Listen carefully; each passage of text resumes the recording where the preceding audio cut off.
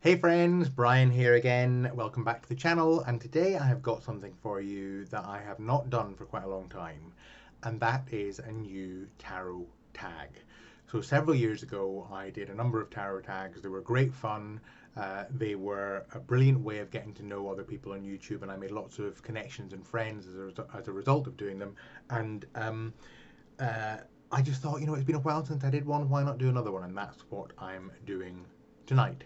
So this tarot tag is called Tarot 5Ws, and that's because it's going to focus on us sharing the who, what, when, where, and why of our love for tarot. And I'll explain to you in a second exactly how that's going to work, and then I'll share my 5Ws with you. And I hope you'll join in.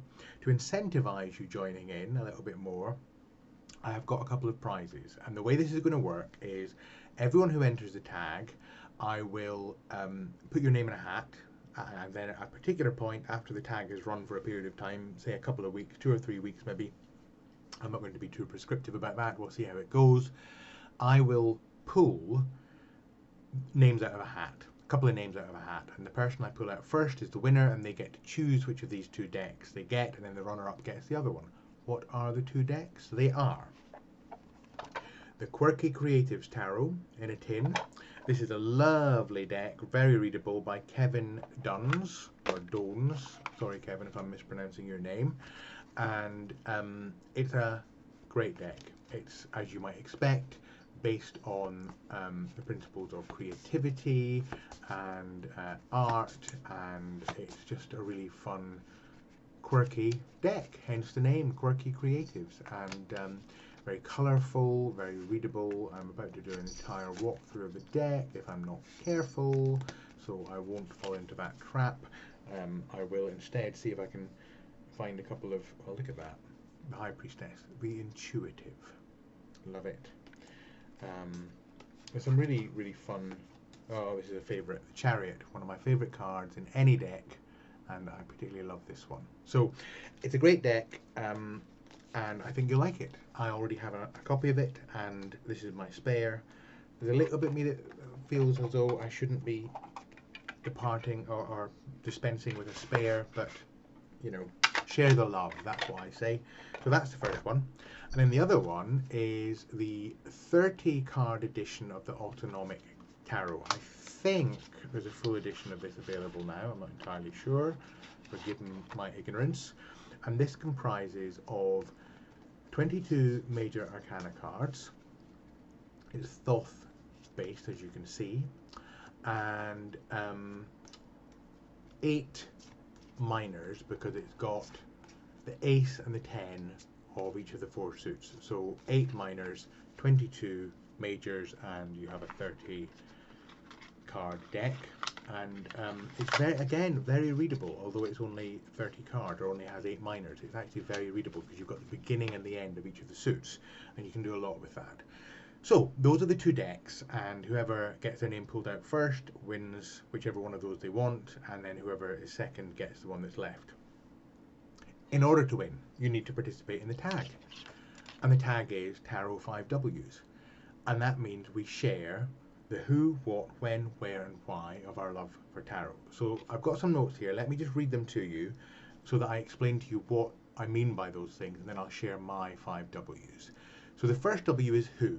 This means you need to share a person that has meant something to you in the field of tarot. So it could be somebody who first turned you on to tarot. It can be a person who is your favourite tarot author. It can be a person who, I'm just checking my cat isn't going to, I filmed an earlier video and my cat jumped on the screen behind me and it fell over. That might still happen in this video, we'll see. So who, this person who first turned you on to tarot, or who your favourite tarot author or deck creator is, or your favourite tarot YouTuber, or your favourite tarot, what are you, my cat is chasing her tail. Hopefully not a mouse. She does bring in mice sometimes. If I scream and run from the screen, you'll know what's happened. So it could be who, it could be your favourite tarot character in the tarot deck. It can be, is it the High Priestess? Is it the Charioteer? Is it the Gizmo, behave. Gizmo is our second little black cat after Maya, who many of you will know. Gizmo is a stray that turned up one day in our back garden and came to live with us, and now is Maya's little sister. Maya's slightly reluctant about this, but they're getting on fine. Anyway, so that was who. The first one, who. A person or a character in tarot that's important to you. Second one, what. So this is a thing that's important to you in relation to tarot.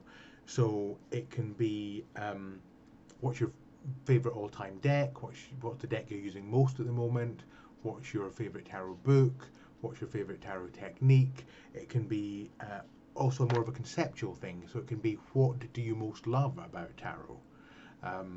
So anything that is a what in relation to tarot. The third one is when. So this is a point in time that's important to you on your tarot journey. It can be when did you first discover tarot? When did you first encounter it? When did you do your first reading? Or when did you receive your first reading? It can be when did you first really connect with tarot in a deeper way. Maybe you're aware of it for some time before this, but there was a particular point in time where you really connected with it in a deeper way. That would be valid. So when, a point in time in relation to your tarot journey. The fourth W is where, and so that can be where were you when you did your first tarot reading, or where were you when you received your first tarot reading, or where do you carry out your tarot readings now? Do you have a particular place, a particular space in your home that you use for your tarot practice, or do you just do it anywhere? Is a place important to you or not? So that's the where. It could be a place within the tarot deck. Is the important place in the tarot deck for you between the two pillars of the High Priestess, for example? So anything that's relating to a place in relation to your love for tarot. And then the fifth one and final one is why. A reason. Why do you love tarot? Why do you study tarot? Why do you keep reading tarot? Why do you persevere even when you hit frustrations in your tarot practice? So some kind of reason. That's what the fifth one is. So I hope that all makes sense. Let me demonstrate for you with my 5 W's. So my first one, who. And I'm going to pick, I haven't rehearsed this by the way, apart from one thing, because I needed to look at a particular deck. But the rest I'm just doing off the cuff. So I'm going to choose, in terms of who, I'm going to pick the person who turned me on to tarot first. And I've shared this story before, but this is a friend of mine who lived in the room above me in my hall of residence in my first year at university. I was at Aberdeen University. I lived in a hall of residence called Dunbar Hall, and my friend who I met at Dunbar Hall, Dominique, lived in the room above me, and she had a deck and book set. I think it was a 1JJ Swiss or something similar. It certainly was a pip deck, and it was one of those fairly generic deck and book sets. It wasn't an in-depth tarot book or anything, and it just had basic interpretations in it. But we did readings for each other and for ourselves using that deck and that book set, and I was hooked. Not because there was anything particularly earth-shattering about any of the readings that I can remember anyway. No great revelations or anything. But the thing that really struck me about it was as I did the readings and used the tarot cards and interpreted them with the help of the book, it just became really clear to me how tarot was helping me clarify my own thinking and really helping me to think through issues and get clear about issues and uncover insights to issues in a way that I hadn't experienced before. And that's really what turned me onto tarot. So I'm very grateful to Dominique for turning me onto tarot. And I haven't seen Dominique for years, so who knows, she might even be watching this video. If you are Dominique, I would love to reconnect with you. I often think fondly of our time at university, and certainly think fondly of our shared tarot reading experiences. So that's my who, the first one. Who first turned me on to tarot. Second one is a what, and this is where I picked a deck out because I thought I would talk about what my most used deck is at the moment, and it's this one. It's a Rider-Waite-Smith deck. It's a 1972 edition Rider-Waite-Smith deck, and there's actually a video of me elsewhere on the channel unboxing a box of decks that I had bought on eBay, and there's a whole bunch of tarot decks in it, and this was one of them, and I couldn't quite believe it because this deck is a couple of years older than me. It's not the old, obviously the Waite-Smith deck is not the oldest deck in the world, but this is the oldest physical deck I own. And it's a 1971 edition, as I say. It is in good condition but has been used. The box is a bit bashed, but it's solid, and I love the feel of it. I love the colours in it. I think it has a nice almost kind of uncommercial feeling to it. It has got a little copyright sign on the side and everything, so it's not one of those old decks that really is very kind of authentic, but it's very authentic to me, and I love the fact that somebody had this deck before me. I know nothing about its provenance. Hopefully somebody enjoyed and used these cards and got a lot from them, and it certainly has that vibe to it, that it was a well used, well loved deck, and I'm really pleased to have it in my possession. So that's my what. What is my most used deck at present? And it's that one. The next one is when. So I'm going to choose for when I first perceived that there was a deeper thing going on with tarot, and this is sort of directly related to tarot but sort of not. So let me explain. In 1995 I started work.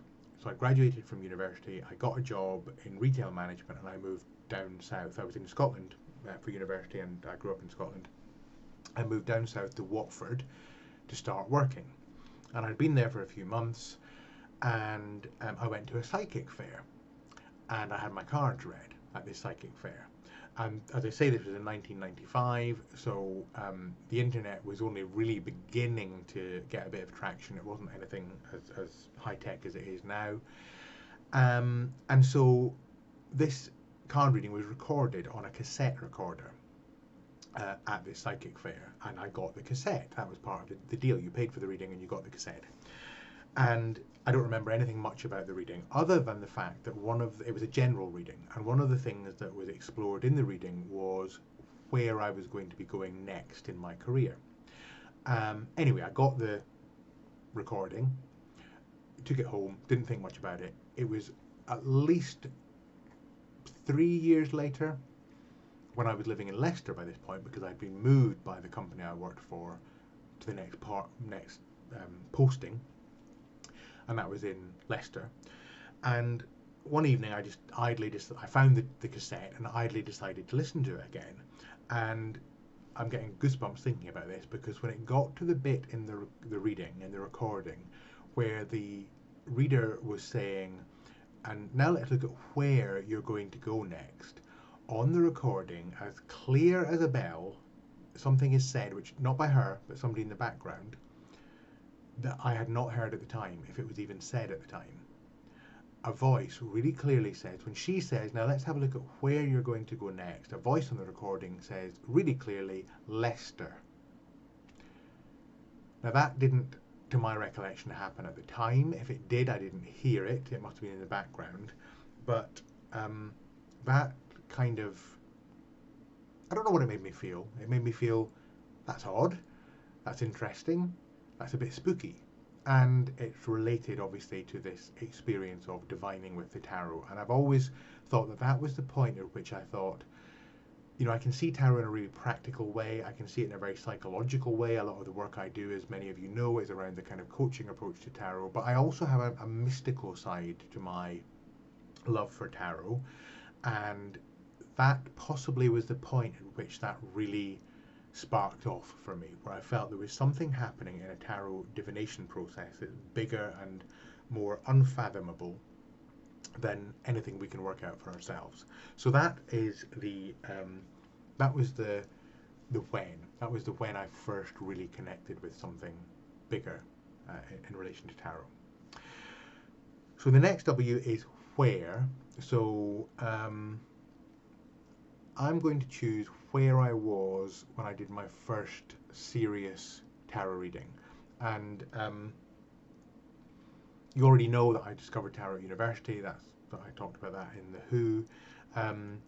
But after that, after I developed this interest in tarot, thanks to Dominique and her tarot deck and book set, I went and bought my own tarot set. It was Tarot of the Old Path. I have a review of that deck, which I still love very much. I have a review of it on my channel. And I still remember when I did my first reading, where I sat with the Tarot of the Old Path book and the cards, and I went through a process of doing a reading. I can't remember exactly which spread I used, probably the Celtic Cross. And in the background, I had the Eagles' greatest hits, and I played the Eagles' greatest hits. And at the point where I was really kind of getting into the reading, I think it was Eagles' greatest hits, or one of their albums. Maybe it was One of These Nights. Anyway, an Eagles album, and on the album was the song, I'm going to scramble this, Journey of the Sorcerer or Journey to the Sorcerer. It's the one that they used, or BBC used, for the TV series Hitchhiker's Guide to the Galaxy. I'm not going to sing it. Don't ask me. I'm not going to. And you can look it up on YouTube. And anyway, I remember getting really into this reading, almost in a kind of trance-like state, and that music playing in the background, and the Tarot of the Old Path cards on the floor of my room in Dunbar Hall. So this is the room below Dominique's room, doing my first ever in-depth tarot reading. And yeah, it's a really special moment. And I still remember that. I still remember sitting on the floor at the end of my bed in this rather dingy little room, frankly, but with this sort of mystical sounding music playing and these amazing, intriguing cards laid out in front of me, really beginning a journey that I'm still on today. And here I am in my little room at home now, and I'm talking about tarot.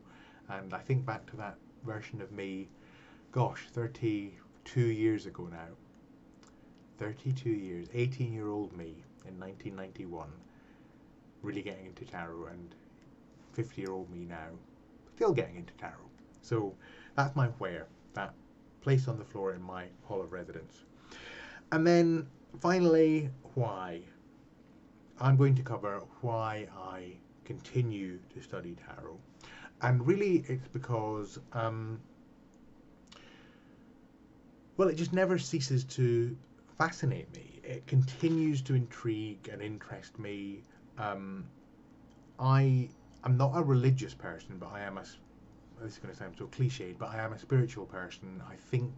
I believe in this kind of bigger, deeper meaning to our existence, whether that's pre-existing or whether we create it as we live. I don't know. I'm not even sure it particularly matters, but I have that sense. I have a sense of connectedness between me and everything. I don't always have that sense. I lose that sense a million times a day, but on a fundamental level it's there.